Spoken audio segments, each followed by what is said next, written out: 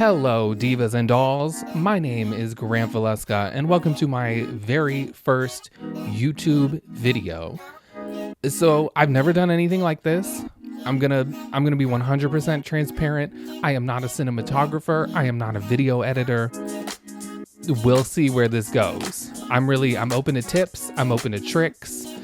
If anybody has anything, send it my way because I want to hear about it. Because honestly, I'm telling y'all, this little opening clip took me like an hour just to get that little tiny pan in to look correct. So please send it this way. But enough about what I'm not good at. Let's get into what I am good at, which is the reason this channel is now existing. Okay. So people have been asking me for years, hey, can you teach me how to edit like you? Can you teach me some techniques? Can you give me a Photoshop class, something? And the answer has always been no, because I don't like to teach. That is not my vibe. And to be quite honest, I'm not great at it. So I figured, how about I turn this into a YouTube channel where y'all can slow it down. You can put me on mute because I know I'm a lot. You can definitely put me on mute and you can just see my process. So we're going to start out 2024 with a bang. Every year I do a brand new profile, like an annual profile picture that I can use professionally or I can use personally. And I always wanted to be something kind of timeless and simple. So I figured, how about I record my editing process for this image and y'all can just sit back and listen to me narrate what I'm doing and probably talk about stuff that has nothing to pertain to what's happening in front of you. But without further ado, how about we get into that? All right, let's go. Before we get into this speed edit, I do want to cite my inspiration because I always feel like it is very important that you cite inspiration, or especially if you're sharing things with other people, that you tell them what got you to this point. In this case, it's going to be very literal. Y'all are going to be like, really? Okay. So you just knocking off this picture. Anyways, here we go. Let's pop them up here. Boop, boop. Love it. Fenty eyewear campaign. I've always been obsessed with these images ever since I saw them maybe a few years ago. I'm actually not sure when they actually came out. I want to say maybe 2020, 2021, but I love the look of this. It's so crisp. It's kind of 2000s. It's kind of Y2K. So I was like, let's go with this. It's kind of my aesthetic. I like the bright back. I like the lighting. Obviously, I'm going to make mine a little bit more commercial friendly. Not that this isn't commercial friendly, but this is a little bit more editorial, a bit more fashion focused. And mine, I want you to be able to see my face. So, my own interpretation, but it's quite literal. It's quite literal. So let's get into the editing part of this video. Here we go. So adjusting levels, I like brightness. I like things to be visible. Second Life kind of doesn't do that very well. So you have to kind of go into Photoshop and mess with that a little bit. I go into curves too sometimes to get it even more defined. And as soon as I do that, we're off to the races. I am taking away my SpongeBob SquarePants body because for some reason in world we all look fine, and then you take a picture and it's like, oh, so my shoulders have points. Okay, don't remember this. So this is one of my tricks. I like to use the pen tool, go around the edges of my body, especially things like this that are sheer. In real life, things like that would be they would be tight to your body. They would be compressed. You wouldn't be seeing things through the sheerness necessarily, at least not in this type of shirt. So that's what I did there.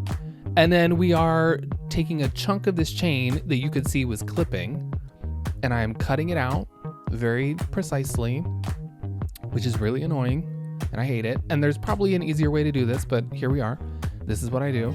I'm cutting it all out, piece by piece. I like to do one side, make sure it looks okay, kind of rotate and adjust. Yep, here we go. Yep, tale as old as time. And then take the other piece, trim it out, and then you're gonna kind of see me smooth it in. And to be honest, you wouldn't have even known I did this if I didn't show you in this video. The magic I be doing in some of these pictures, y'all would be gagged. you would be gagged. Sometimes I'm not even wearing some of the clothes together, but that's neither here nor there.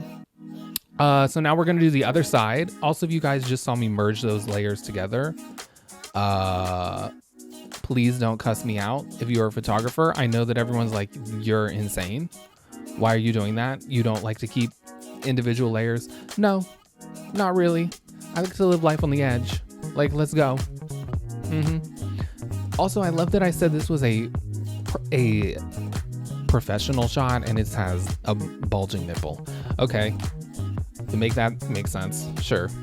Okay. See, look at that. Wow, that's inappropriate. Okay. What's next? What's next? What are we doing? I'm checking it out. I'm thinking, oh, look at you. You ate that. Liquefy. Of course, I don't want SpongeBob body, but I want to make sure things are looking a little more proportioned, smooth in, especially like necks are weird. Second Life has weird necks. What's going on with that, you guys? And foreheads too. See? Oh, see? Yeah, like what's going on with the foreheads? Okay, sure. So I believe eventually here, oh, nope, I got too far ahead of myself. We are about to shadow the life out of underneath this chin. As someone who doesn't have a very prominent jawline in real life, I come to Second Life to live my jawline fantasy because there is nothing better than a jawline that can really cut through stone, through whatever. Like, I just want it to whoosh, cut. So I'm adding a shadow. Then I'm going to take some color from the ambiance around and I'm going to highlight it. I believe I usually change this to screen or lighten, and then I kind of fade it out a little bit. The pen tool will really save lives. I'm telling y'all, it will really save your life. It takes a minute to get a hang of, get a hold of, but once you do, you're like, oh, I don't know how I lived without this. I really don't. So yeah, here we are. We are kind of fading everything out, making it look a little more natural. I also like to blur the edges with the blur tool because I want it to look natural. I want you guys to look at my picture and be like, oh, he just took a screenshot. Like, he really didn't do much to that and put like a layer over top of it. But no, there's a whole process. Okay, here's the next part of the process. We are making a new document, which is in the 4:3 scale for Second Life profile pictures. I am dragging it in here. I am shrinking it down, compressing those pixels. Now, I do have a little bit of a bug to pick with Second Life. I don't think profile pictures are 4:3. I'm just going to be honest. I always look a little stretched out. So I'm looking at y'all, and I will be at a town hall to address this because I put this picture in my profile already, and I was like, girl. Okay, sure. Anyways, so one reason I like to make a new document and kind of crop things early on is because I don't like to waste time editing things that no one's going to see. That other photo, you can see there's so much extra outer area that I could have edited and no one would have ever known. It would have just gotten cropped and thrown in the trash. So I like to make the size of my image before I really get started so we are ready to go. Here I'm adding some extra lighting. I want things to kind of pop. I want it to feel a little bit like soaked in light. There I go, merging layers again. Sometimes I regret it. Not gonna lie to y'all. Oh, I'm gonna back out of here. We're gonna crop.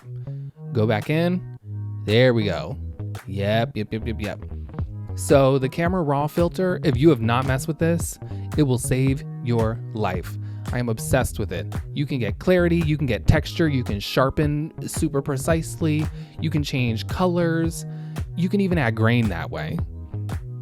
Okay, here's one of my, before I go more on and on about camera raw filter, this was a little trick, an action that I found that kind of gives you that hazy, like high type of look in a picture. I don't know how to explain that. Someone told me it looks like you're coming down from doing drugs, and I don't know anything about that. Tee. So we're gonna go with that. Now I'm going in with the dodge and the burn tool. Use them lightly. Turn that exposure down because you see how potent those things are. Baby, back in the day, I used to go ham with dodge and burn. Someday we're gonna do a video of like the things I used to do and what was wrong with them, and y'all will be like, oh, I would not have seen it for you, love. Here we're adding my signature light flare. I like to add these on things that would be shiny in real life, that would reflect light. I am going to put one on this earring and delete it swiftly because, girl, what is this? You look a mess. So that will have to go. But the other two, they shall stay, and they shall prosper, and they shall add some realism. We love to see it. We love to see it. Just a little bit of a motion blur too, so it's not as what's the word I'm looking for here? Look at this. I said, erase it. Erase it, diva. Okay, now we're adding some effects, some overlays. Honestly, if you search like photography overlays, you can find some really great ones. I've paid for a lot of these because I'm a psycho and lazy. So this one I then inverted and we did a multiply because now you can see the effects on the lightness of the background. Sometimes if you just do a screen, if the thing is white or a close tone to white, you don't see it at all. So now we are adding some grain in here with an overlay. You can also do that in Photoshop itself, but this particular one, I wanted it to add a little bit more of a cinematic look. And you can always adjust levels, make things deeper, lighter, whatever you want to do. So we're adding that in here. We're merging layers again because I'm a psychopath. We're going back into camera raw filter and adjusting yet again because once you add a bunch of overlays, sometimes it messes up the lighting you wanted. Honestly, Photoshop is just going back and forth, arguing with your mind at this point. So we're doing all that. We're adjusting. We're doing great. Love it. Now I just dragged a copy. We're getting rid of the G and the B on the RGB scale so that I can give it kind of a filmy 3D effect. A lot of people do that. And then I believe I'm just going to merge that down and that might be it. Oh no, I did add a little bit of noise. Added a little bit of noise. Yeah. Yep. So that was the final product. And let's give it an even closer up look. So here it is, the final product, obviously cropped a little bit and a little more in your face, but I thought maybe that will show you all the details.